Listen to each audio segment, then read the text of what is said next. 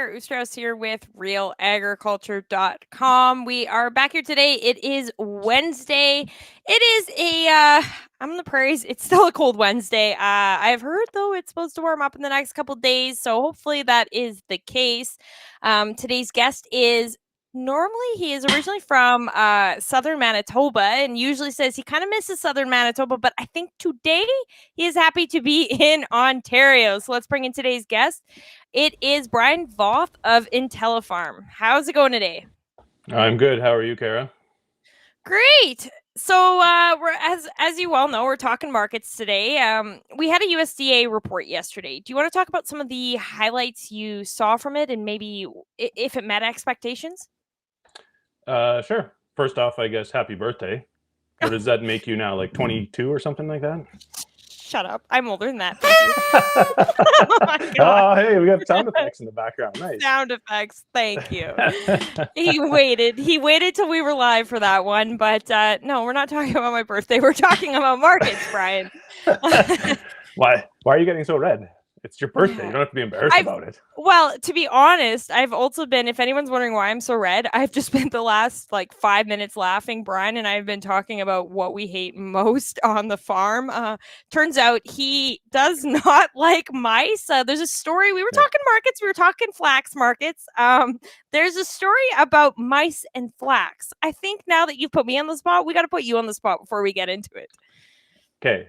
Fair enough. So again, the first year that I worked on a farm, we had a yard that we rented bins on and had to go clean them out middle of summer, cleaning out bin bottoms, getting ready for fall.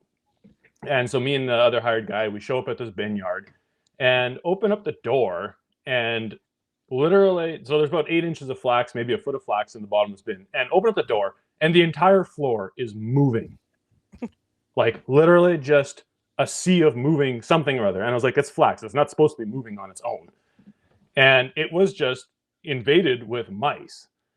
And I took one look in there and I looked at the other guy and I said, nope. I said, not happening. I'm not going in there. And he looks at me and he's like, yep, you are. And so I tucked my pants into my boots and tied them up tight because the last thing I was going to have was a mouse running up my pants because I'll basically kill myself at that point, I think. And we stepped into this grain bin and we just started taking grain shovels and basically playing whack-a-mole. And by the time we were done, I think there was a pile of mice outside the bin door that would have been about the size of a hula hoop and about a foot tall. And it was the most disgusting thing I've ever seen. And that may be why I don't work on a farm anymore. I'm not sure, but let's just stick to analyzing the markets, please. I know Lindsay's saying all the nopes, Lara's saying all of the no. It is, we are all no, thank you. And Brian's noting, he says, would really suck to have a birthday on the coldest day of the year. I do say every year it can, it was warm a couple weeks ago, and I'm like, just wait, February 10th is always super, super cold. So we're keeping with the trend. I almost tie you for that because my birthday was 2 weeks ago or something like that. And it's the week of egg days. So generally that is the coldest week or one of. It's probably a good thing there was no egg days this year because it would have been way too mild to have egg days. Yeah, although it did kind of hit though, I think, because we were all saying, it's egg days week. How is it nice? And it did kind of, I think, towards the end of the week get a little chilly. So yeah, but anyways, let's get back on track, people. Back on track. We are here to tell you about what is going on. Now, back to my previous question. USDA report came out yesterday. Wasn't overly exciting. It looked like it kind of met a lot of expectations. Do you want to touch on some of the things we've seen?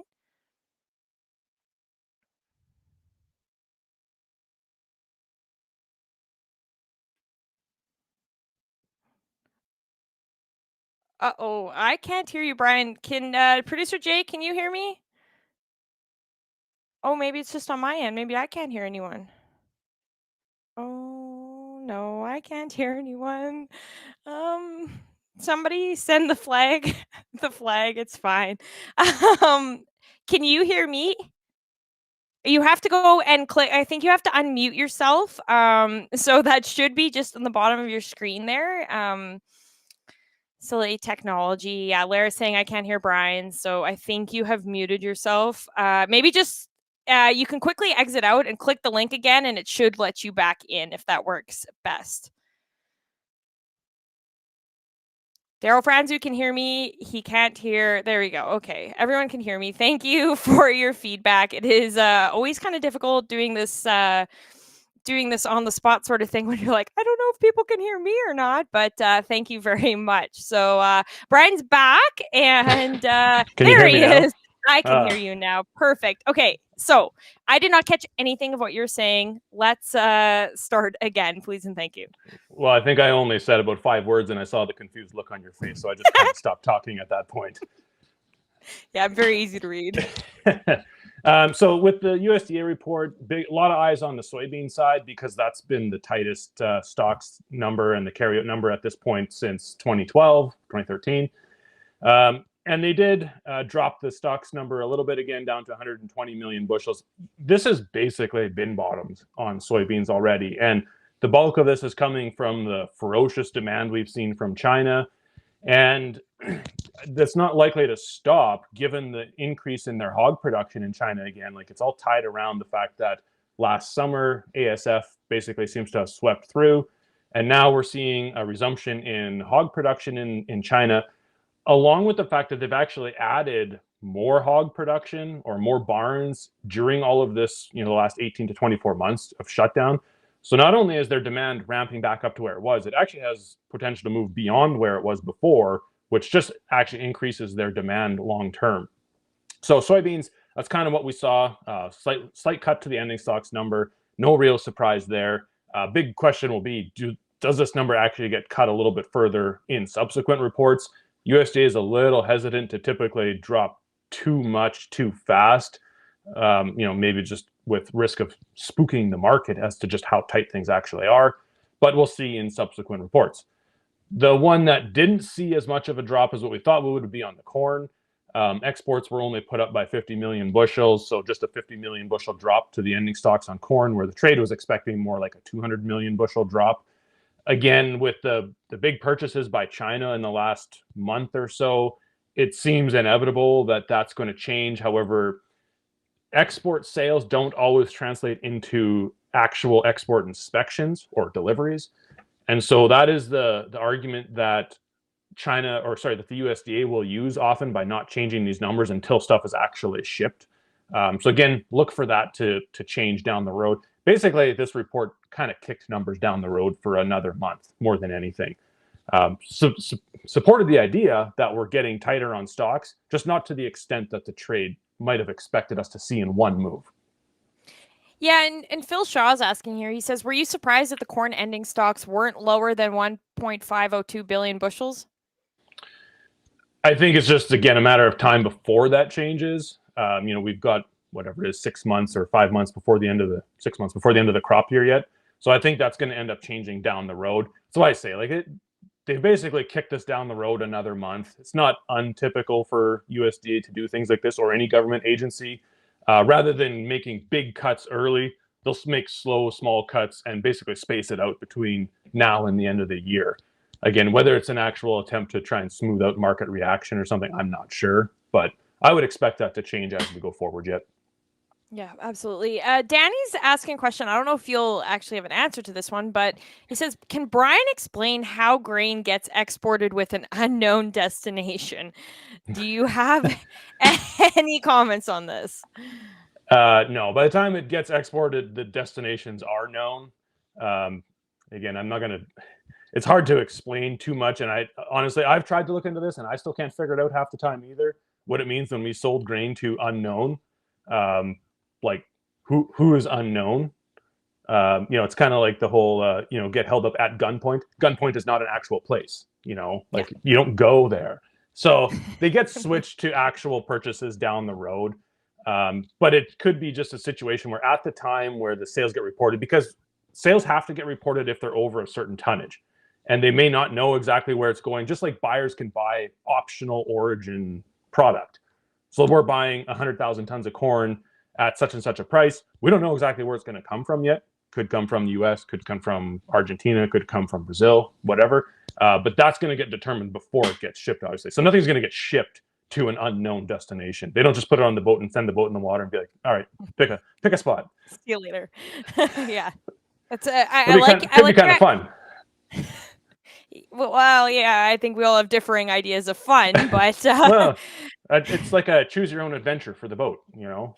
yeah, goosebumps. Ugh. Um, anyways, so Daryl Franz has a question here, and I think lots of people have the same one, whether you are on the buying or the selling side of this market. Feed crop barley is just going crazy. Do you have any insight on new crop feed barley and where it's going? Uh, you know, a lot of this is dictated by U.S. corn and corn availability coming into Canada. And you got to think last year corn production dropped off in the northern U.S. somewhat, just as acres came down. Production was moved a little bit further south, and so there was just it takes more to rail it up into Canada than it would have in other years when there's more acres further north. So it's just more of a supply situation coming into Canada. There's less corn coming in, which then drives up the price of feed for other commodities. You know, this is also why we've seen feed wheat prices at or above the price of number one 13.5 spring wheat. You know, not something that we would typically see. Generally, you're looking at $1, $1.50 discount for feed wheat. This year, different situation. That's why you've seen a lot of wheat move into the feed market that normally would have gone into the export market. But given the high feed values, it's just moving into other channels. Again, corn is going to be the biggest substituting factor coming into the feedlots. And with the availability of barley, it's a little bit surprising that we've seen feed barley move as high as we have. Uh, but the other thing is now you're seeing new crop feed barley, and I'm not sure if that's what Daryl's actual question was about new crop, might have been. You're actually starting to see some new crop bids moving up too. Now, I think it's going to be interesting to see this year. Expectations are for a little more acres on barley again this year, and we've seen an increase in acres over the last couple of years, and an increase in production. But when you look at the malt market has been so flat for so many years. This is one of those years where we're seeing a lot of farmers actually saying, well, I'm growing barley, but I'm not even attempting to go for malt. I'm purely going for feed and I'm going for the bushels because there isn't enough of a price spread to warrant the risk of going for malt. And while I don't disagree with that theory, I think we'll have to be careful because if we do see an extra few 100,000 acres of barley going in the ground, we have the potential to get back to a little bit more burdensome carryout levels if there's an average crop or an average yield. Now, again, a lot of this is going to be dictated by what the corn production and corn availability is south of the border as well. With U.S. corn prices the way they are, there's going to be more corn acres going in the ground. I mean, there's going to be more soybean acres going in the ground too, obviously, but never underestimate U.S. farmers' love of growing corn, regardless of what the economics look like. So if there is more corn availability, and that can come up into Western Canada, that is going to displace some of that barley side. And again, we may get into a little bit more burdensome territory on barley carryout than what we've seen for the last 2 years.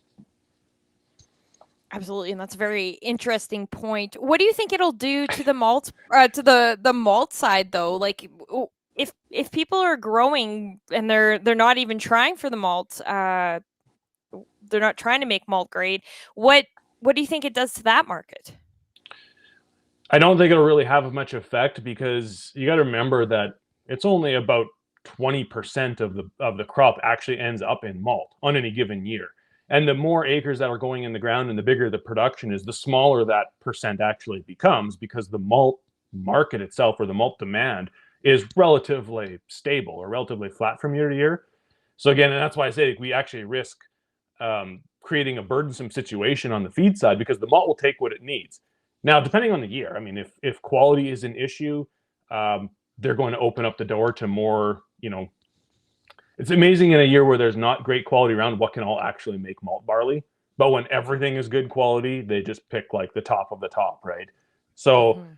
that's the problem with the malt side. Is the tonnage going into malt every year is relatively stable or relatively similar, and so the more acres we have, the more is going to get channeled into the feed or into the export side. And the export side is what has actually been a factor in prices in the last years too, because when you look at China's trade issues with Australia not buying barley out of there, they have actually substituted and been buying stuff out of Canada because that's really the next big place that they can buy barley out of. So it's actually the export market has propped up the feed market to an extent, along with that lack of U.S. corn coming in.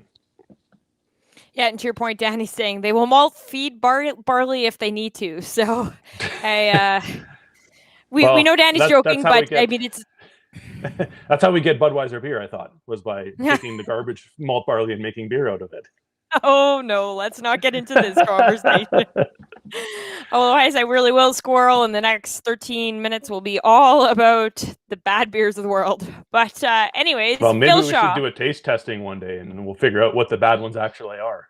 A live Yeah, taste testing. a live taste testing that would be a time. Maybe next Christmas. Gerard's got a question. He's saying, what will the percentage increase in canola acres for 21 be? That's a good question. I mean, in the acreage debate is going to be really interesting this year in general. Um, Personally, we've got acres up uh, percentage wise, I guess would be about 5%, maybe 7%. So going from 20.7, I think it was, million acres to right now we're penciling in 21, maybe 21 and a half. I know there's some that have been saying 22. Um, Sorry, we're at 22, not 21. So just over a million acres, 1.5. I don't think it's going to be just wall to wall canola like some other people are thinking that it will be, and that's mainly because, like I said, there's price competition from all these commodities this year, and so it's Mm-hmm. not just going to be this flooding into canola because it's high priced when you've got all these other options out there. And then when you factor in things like club root, blackleg, like and rotation issues, um, it's not that you have to grow canola because it's high priced when there are other good options out there that can help you maintain rotations too. So I think it'll be somewhere around 22, maybe 22 and a half. But like I said, a million and a half more acres. I'd be surprised if it really comes out much more than that, especially when you look at the dryness across Western Canada. I think that's another factor that's going to be on a lot of farms' minds this spring. And we've been having conversations with clients about it all winter already, too. You know, what was the moisture like going into winter? Not many places have had a lot of snow, and not that snow really translates into a lot of soil moisture, anyways. But what is the soil moisture like? What's it going to look like for 21? And I don't put a lot of weight on how dry it was going into winter because, you know, a couple of good rains in April and that can all flip around. But right now it is dry in Western Canada. It's dry in a lot of the US. A lot of the forecasts are for a drier year this year too, for whatever those are worth. So it is something that I think will be a deciding factor as well for what the crop mix is going to look like this year, and maybe leaning towards crops that are a little bit more tolerant to dry weather. Yeah, absolutely. And I mean, there's been tons of research, it seems like, in the last couple of years because of how dry it's been in regards to canola and heat and what sort of impacts that has on final yield. So it'll be very interesting for sure. And Gerard does bring up a point. He says if pulses don't pick up, Southern Alberta might be canola. It could be interesting to kind of see. Do you want to talk a bit about the pulse market and what we're seeing there? Yeah. So, well, and on that note, on the canola side, even if there was, you know, 2 million or 2.5 million more acres of canola, it's actually still not going to be that detrimental to things because of how tight the old crop situation is already. We can actually absorb a pretty decent increase in canola acres this year without putting ourselves back into, you know, the $8 canola boat, just because acres went way up. So, just as an aside there. On the pulse side, you know, both peas and lentils have had relatively stable or relatively flat carryouts in the last couple of years. Um, on peas, I would think in 21 we're going to see probably a little bit more pea acres, but I think it's going to be weighted more towards the yellow side, purely because the green premium isn't there or isn't enough to draw acres into greens versus yellows when you think about the production and the quality risks. Um, but they're just like the canola. Even if we did have another couple 100,000 acres of peas this year, it's still going to lead to likely a relatively tight carryout. So I think prices should stay relatively stable on the pea side. Lentils, I actually think acres are probably going the other direction. I think lentils will probably end up losing a couple acres, which that will also keep carryout numbers at a relatively tight level, just using average yields. And then you got to think everything is still being caught up in this entire commodity boom that we've had for the last 5 months. So if everything else stays high, and a lot of this is driven around U.S. markets, you know what corn and soybeans do. what canola does. If all these prices or all these markets stay elevated because of the stock situation, it's going to keep these pulse prices up as well. So I think that there's good opportunity uh, both on the peas and the lentils. But like I said, I think the pea acres I would see going up in 21, while lentils I could see coming down a little bit. And speaking of soybeans, Phil Shaw's asking, how about soybeans in Western Canada? What sort of acres are you looking at there? Um, so, and I saw Phil's comment about my shirt. So yeah, go Mavericks. I I was know. really trying to avoid NBA, Brian. I Yeah, was not. it's funny because I said to my wife before I came on here, I'm like, I'm going to put on the Mavericks shirt. I said, I'm not sure we're going to get into that conversation because it's not Sean leading this discussion. I said, otherwise Yeah, we'd probably talk about that for 15 minutes straight. But yeah, yeah, um, exactly. so on soybeans, I think soybean acres in Canada are going to be up, um, 500,000, maybe 750,000 acres. But a lot of that's going to be out of Eastern Canada.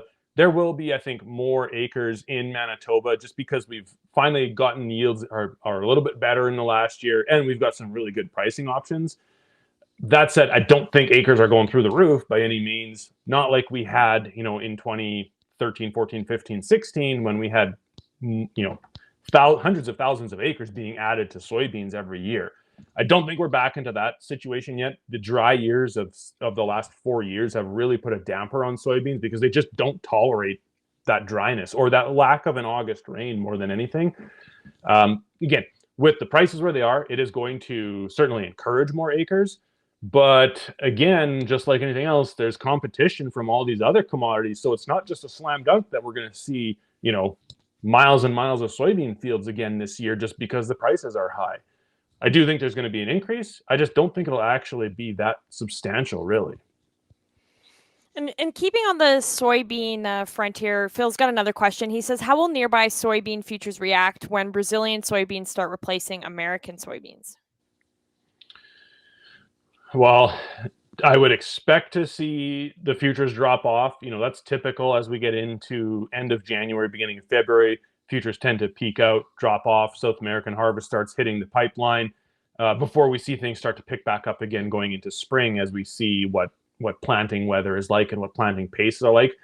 That said, with how absolutely tight things are this year, we may not see much of a drop. The last 2 days may be the extent of the drop just because we're running on empty.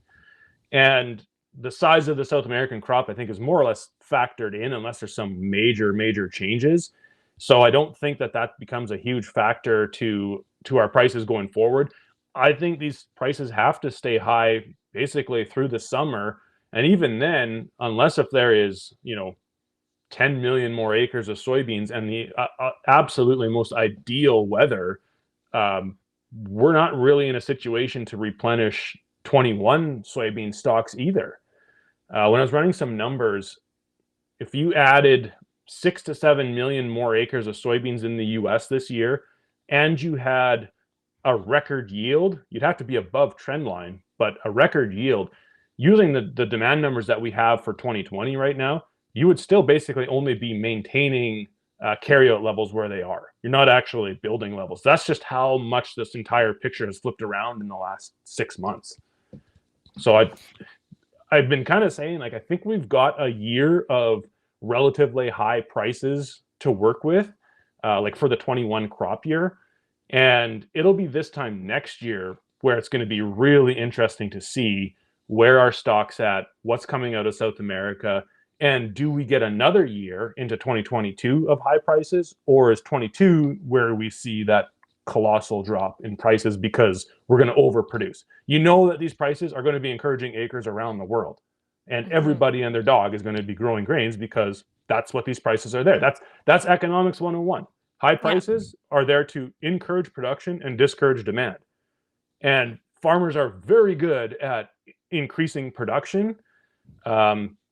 But the problem is, just like if you look back to 2012 and 2013, around the world, production went through the roof in 2013. And it took us 5 years to get through that glut. And that's, to me, kind of a cautionary tale about where I think we're heading. It's just a matter now, is it after the 21 crop year, or is it going to be after the 22 crop year? And as Daryl's asking here, he's saying, "Are we in a weather market now? So is are these high prices all just because of what's going on weather wise, or is there more of a story here?" No, actually, I would say these prices are because of where the fundamental situation has gotten to. South America has nothing left. So that's really not a factor until their new crop is coming off. And it is coming off right now. But that means the US actually has to supply everything until this South American crop is off the field. Again, which typically will be, they'll be into mid or prime shipping in the next few weeks now through March kind of thing. But again, their crop, it was a weather market because they've been relatively hot and dry and production being impacted that way. But with how tight the U.S. is, South America doesn't really have the ability to pick up the slack, and we can't really afford any more losses in South American production because there's no other alternative anymore at this point. So I don't know that I'd say we're in a weather market right now, but we're definitely going to be in one come spring and summer this year, just because there is no margin for error on soybeans at this point. Now, the caveat to all this is if China stops buying. And Yeah. if that happens, it's an entire different ballgame. Their hog demand, that's not something they can just turn off. But a lot of chatter has been about them, replenishing stocks and stockpiling or rebuilding stocks. If that's the case, that is the kind of demand that they can just shut off at any given point in time. So it's a little harder to bank on that one. But like I said, if their demand or their buying all of a sudden slows down, that's going to be a big red flag. Again, I don't think it's going to impact the 21 crop year that much, just because there's really nothing left. But it becomes a bigger concern going beyond, 12 months from now or 18 months from now. And that kind of plays into Brian's question here. He says, "Do you think that the mutation of African swine fever in China will impact feed exports at all?" So I'm assuming he's talking feed exports out of Canada. Yeah. And yeah, I mean, if ASF makes another pass through China to any major extent, anyways, like in the last week or two, there's been talk that they've had like 6 pigs on one farm have been confirmed, and they culled 200, and they tested farms within a 3-kilometer radius, and they didn't come up with anything. So I think they're staying very on top of that right now, just because of what they went through already. So if ASF were to pick up in a big way, yeah, it's going to have an impact on everyone that ships to China, really. That's going to impact US on soybeans and South America on soybeans. It's going to impact Canada when it comes to the feed barley side, even the pulse side to an extent. Certainly on canola, because canola meal goes into their hog ration. So it has a domino effect of affecting almost everything in some fashion. Again, I think they're just going to be really diligent to stay on top of this so they don't go through this all again, considering what they just went through. And now we're very quickly running out of time, but I'm going to try and hit on a couple more questions here. Danny's asking about the oat market. Thoughts on oats and increased demand? Yeah, so interesting. Like, oat demand has actually gone up over the last couple of years, which is good because our oat acres have also gone up over the last couple of years. So we've actually managed to keep a slightly tighter carryout than long-term average over the last 3 years or so, despite the fact that acres have taken a decent jump.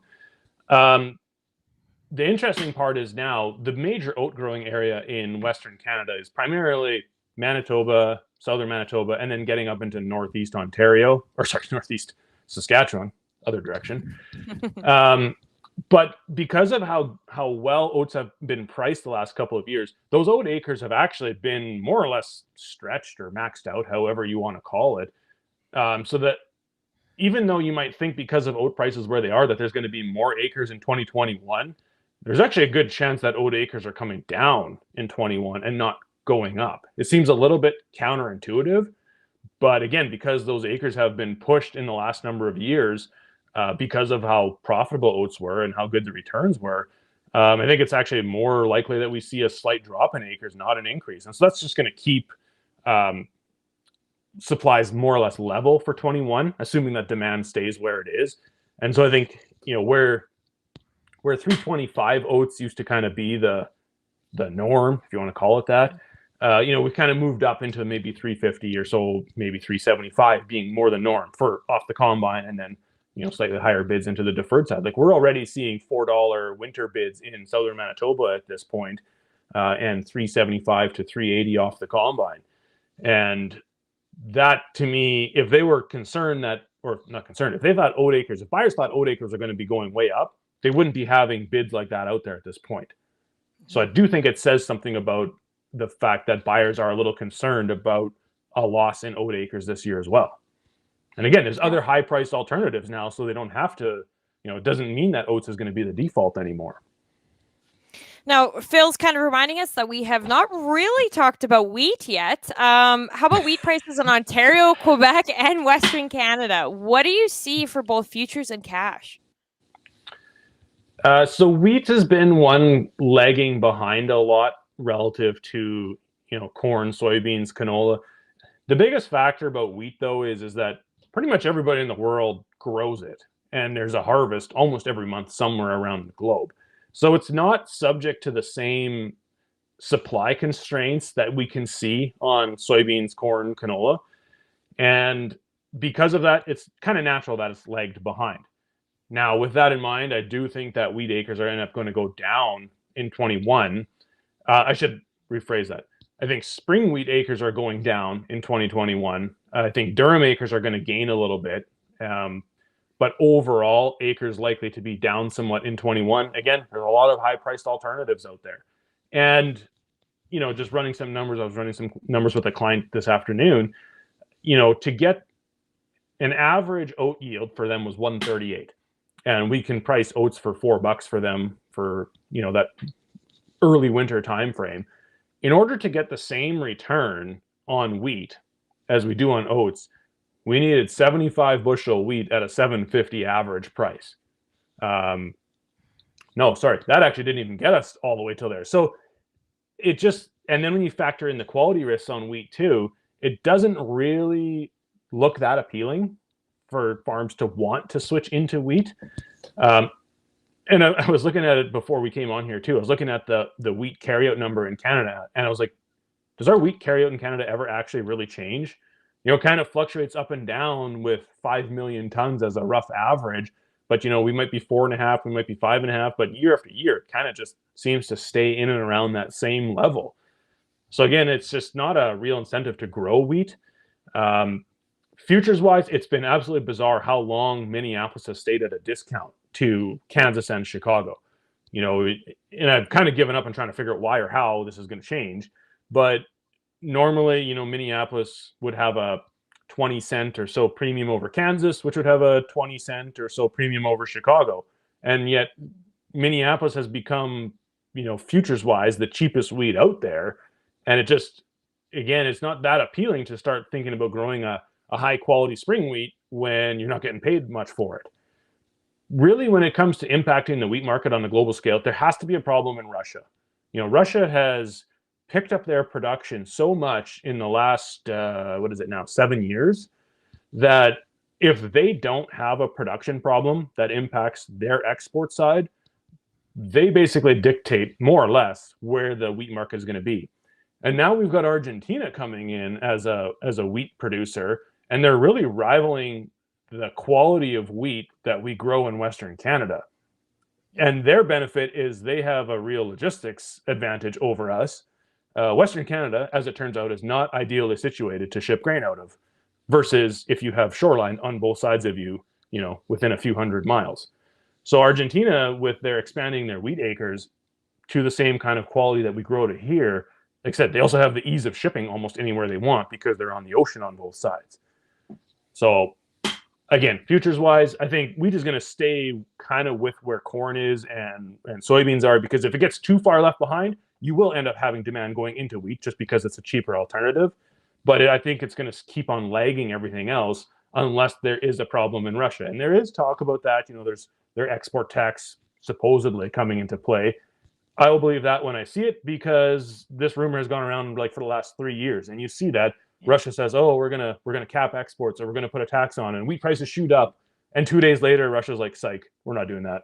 And wheat prices come back down again, So, but again, that's just the problem when you have a commodity that's grown around the world, is it's not subject to the same price movements that we see in some of these other commodities. Quickly, I'm from Southern Alberta, as you know, the Palliser Triangle, so I wouldn't be doing my due diligence if I didn't ask about Durham. Any insight on Durham and where it's going? So again, we got a marginally higher carryout this year than what we saw last year in Durham. Slight rebound in production, but the prices are being helped. Again, prices are being helped by this entire commodity boom, I'm just calling it, over the last 6 months.